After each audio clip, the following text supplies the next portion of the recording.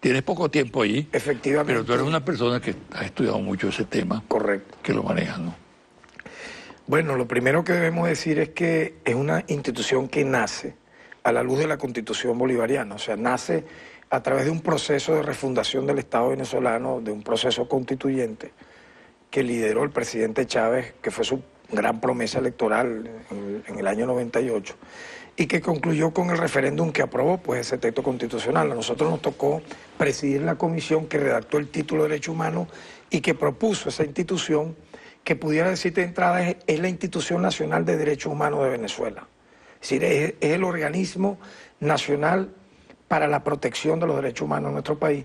Nosotros hemos querido entonces en estos 100 días darle un perfil claro para que no haya esos vacíos a los que tú haces referencia, en el sentido que le hemos dado un gran significado a la mediación. La Defensoría del Pueblo como un organismo de intermediación entre el ciudadano común y los poderes del Estado para la resolución de grandes problemas. Hemos buscado una fórmula, la hemos desarrollado, que son las grandes mesas técnicas para abordar los temas nacionales. ¿Se realizan de verdad? Sí, sí, como no, y se logran cosas importantes. Por ejemplo, para el tema del Hospital J.M. Los Ríos, con todos los poderes establecidos allí, se hizo esa mesa técnica para tratar el desabastecimiento de insumos médicos, se logró una importantísima conquista allí, un plan para recuperación, un plan para la refracción, para fortalecer el personal médico, para darte un ejemplo. Otro caso fue con las líneas aéreas, el maltrato permanente a los usuarios de las líneas aéreas, la impuntualidad.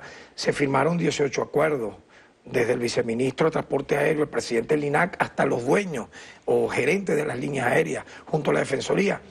Y así te puedo ir hablando de temas vinculados a la alimentación, a servicios públicos. Lo que te quiero decir es Fíjate, que... eso que tú dices es importante porque yo creo que la gente percibe que hay un abismo entre la realidad, esa realidad de la cual tú estás hablando, y que es importante que indique que se está trabajando en ella. Y por otro lado, la institución, ¿no?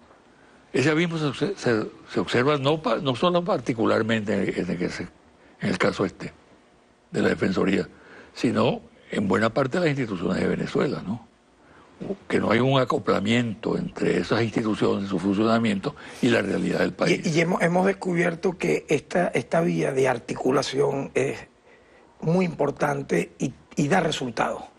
Da resultados que se pueden ver, porque tú, al tú reunir en una institución como la nuestra, que está llamada a eso, te advierto, tú eres abogado, tenemos 12 atribuciones constitucionales. Hay una ley de la Defensoría del Pueblo también, que tiene carácter orgánico, que nos da 18 competencias legales. Entre ellas esa mediación que te hice referencia. Estamos trabajando ahorita el tema ya de insumos médicos a nivel general, lo he hablado con el ministro Ventura. También, por supuesto, temas que tienen que ver con derechos individuales, libertades, y voy más allá. Nosotros creemos que tenemos que tener iniciativas legislativas. Nosotros propusimos y tenemos un borrador de una ley que regula el uso de la fuerza en manifestaciones. Yo sé que eso es parte de tu preocupación desde toda la vida. Nosotros lanzamos esa propuesta en el mes de enero. Creo que ha sido positiva que el ministro de la Defensa, el Ministerio Público, nos estamos reuniendo para elaborar esa ley de manera conjunta. Es algo muy importante. O sea, tenemos iniciativas legislativas, podemos proteger, defender, podemos tener acciones legales como amparos constitucionales, querellarnos. Es decir, todo aquel ámbito que toca directamente al ser humano, incluso el buen funcionamiento de los servicios públicos. Nosotros esta misma semana estuvimos en Calicuao, por ejemplo, escuchando a la gente. Ya estuvimos en Petar, en Barcelona, en varias comunidades. ¿Qué nos dice la gente? Por ejemplo, nos presentan con sus voceros, con sus consejos comunales, cuáles son las principales quejas en materia de servicios públicos. ¿Qué hacemos después?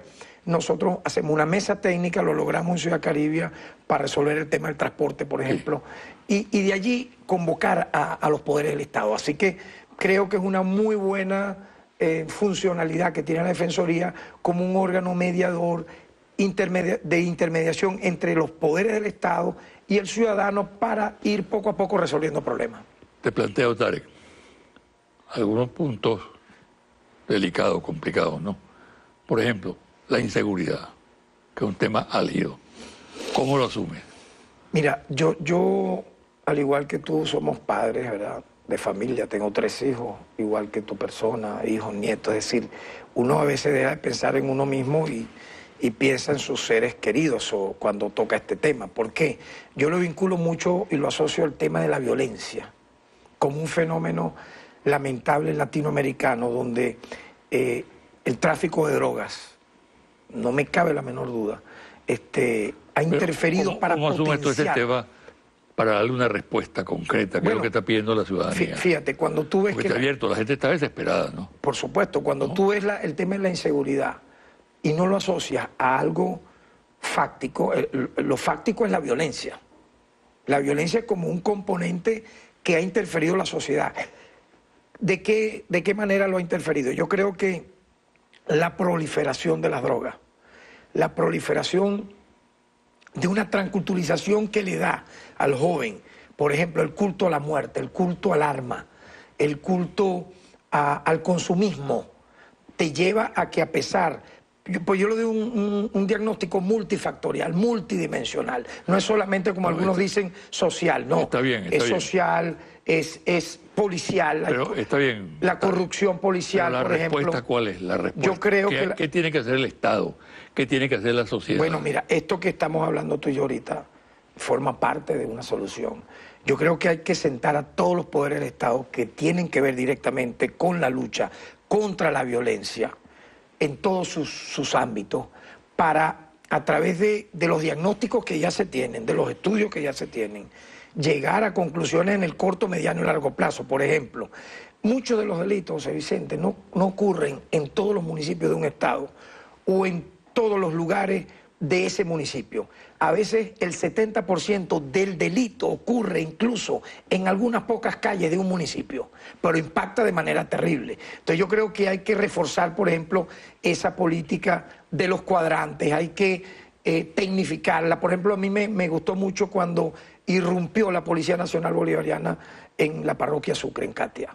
Eso fue un despliegue tremendo que tuvo en encuestas posteriores casi un 90% de apoyo de la gente y una disminución notable del delito. Yo creo que hay cosas que se han hecho, iniciativas que se han hecho, que si tú no le das un carácter permanente, sistemático, obviamente, porque los problemas del país son tantos, tal vez se estancan. Entonces yo propondría que todas esas experiencias positivas que ha tenido este nuevo modelo policial, que apenas tiene 5 años, recuerda que nosotros venimos heredando la represión policial desde la época de la Seguridad Nacional.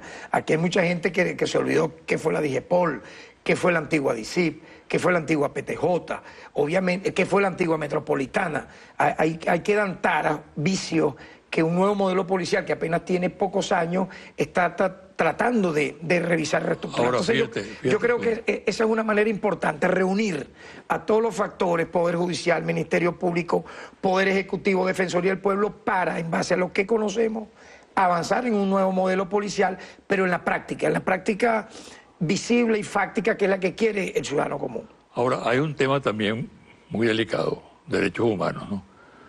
Tú has tratado siempre ese tema, tú eres un defensor tiempo completo.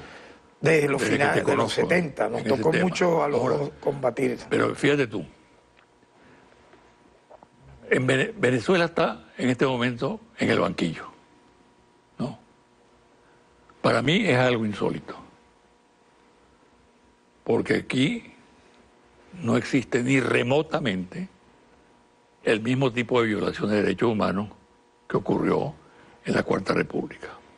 Sin embargo, estamos en el banquillo por factores internacionales, por la burocracia que existe en el conglomerado mundial, por intereses específicamente políticos de enfrentar al proceso bolivariano, que algunos lo consideran como un peligro, ¿no?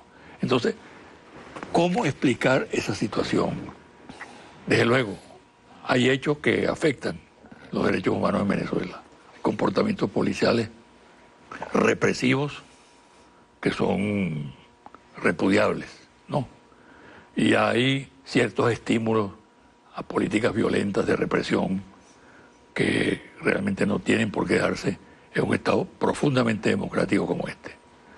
Para el defensor del pueblo, para Tarek, ¿qué respuesta hay que dar nacional e internacionalmente a esa situación? Bueno, sí, efectivamente, Venezuela tiene un momento estelar para desarrollar lo que la Constitución consagra, que para mí es el título en derechos humanos más completo del planeta. A pesar de que tiene 15 años de haber sido aprobada, esa Constitución tiene un marco incluso que se está desarrollando en leyes. Recientemente se aprobó una ley para sancionar y prevenir la tortura. Se está trabajando en esta ley que te estoy hablando para regular las manifestaciones públicas. Hay grandes avances en materia social. Todas las misiones son derechos humanos, van hacia abajo a lo que llaman los derechos colectivos. Hay notables avances en las libertades públicas. Sin embargo, persisten algunas conductas que, por lo menos en mi caso, las he criticado públicamente, como es, por ejemplo, la corrupción policial. Eso va a ser un tema siempre, o una deuda a corregir, pero en el día a día. El tema de cuando un funcionario policial con una chapa, con una pistola, con un uniforme, utiliza toda esa plataforma para, en vez de proteger al ciudadano, agredirlo. Eso persiste en policías particularmente locales y debe resolverse a través de una depuración no espasmódica, sino permanente, constante, sin temor a que salgan personas vinculadas al delito, porque está comprobado que una gran mayoría de estos delitos que ocurren o están asociados a un exfuncionario policial o a bandas que puedan existir en alguna de estos. Ahora, fíjate, así que yo creo que eso es fundamental, no hacerlo como un hecho coyuntural, el tema de las policías, sino permanente. Yo estoy de acuerdo en una revisión permanente, en una depuración constante. Pero fíjate, vamos al fondo del problema en este momento. Te repito, Venezuela está en el banquillo. Hay una ofensiva brutal, ¿no? Ahora, descalificando al Estado venezolano. A la parte internacional. Ahora, yo quise referirme... ¿Qué tipo de respuesta hay que dar a eso? ¿Cómo desmontar esa argumentación? Correcto. Yo quise referirme a la segunda parte de tu pregunta para luego ir a la primera. El aspecto nacional, yo siento que hay notorios avances en materia de derechos humanos colectivos, individuales, pero persisten deudas. Ahora, obviamente en la parte internacional, aquí hay una doble moral, lo primero que tenemos que decir.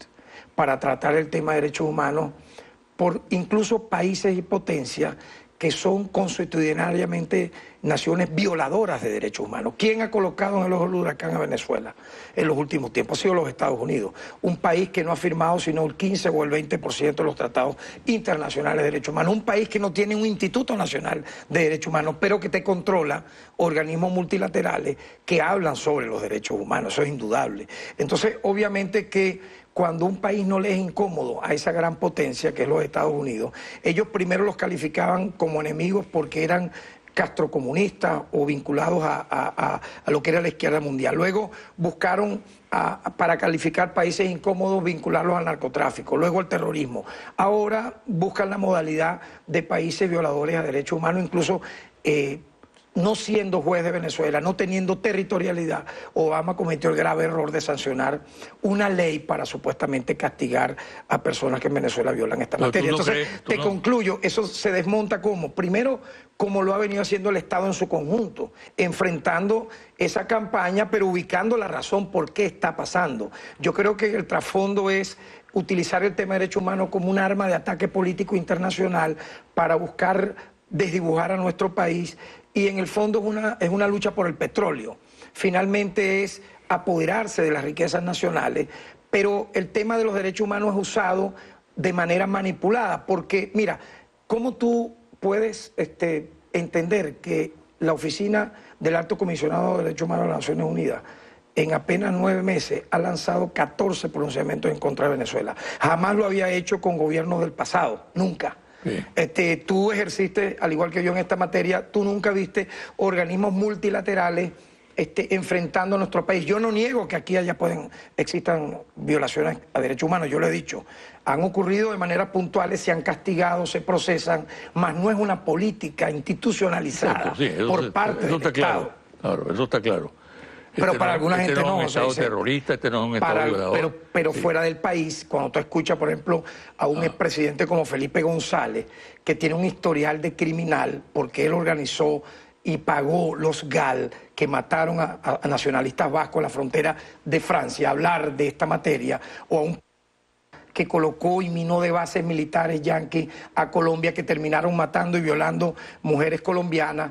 Y cuando tú ves este tipo de campaña, obviamente tú observas, y ahí es donde yo tengo un punto de honor. El tema de derechos humanos es un tema sagrado, es un tema delicado que no debe ser como arma política circunstancial utilizado para dañar la nación venezolana. Vamos a hacer una pausa, Will, Tarek, y al regresar vamos a tratar el tema de la amenaza golpista de la desestabilización del país, que es un tema sumamente importante y que tiene que ver con lo que estamos tratando en este momento. Perfecto.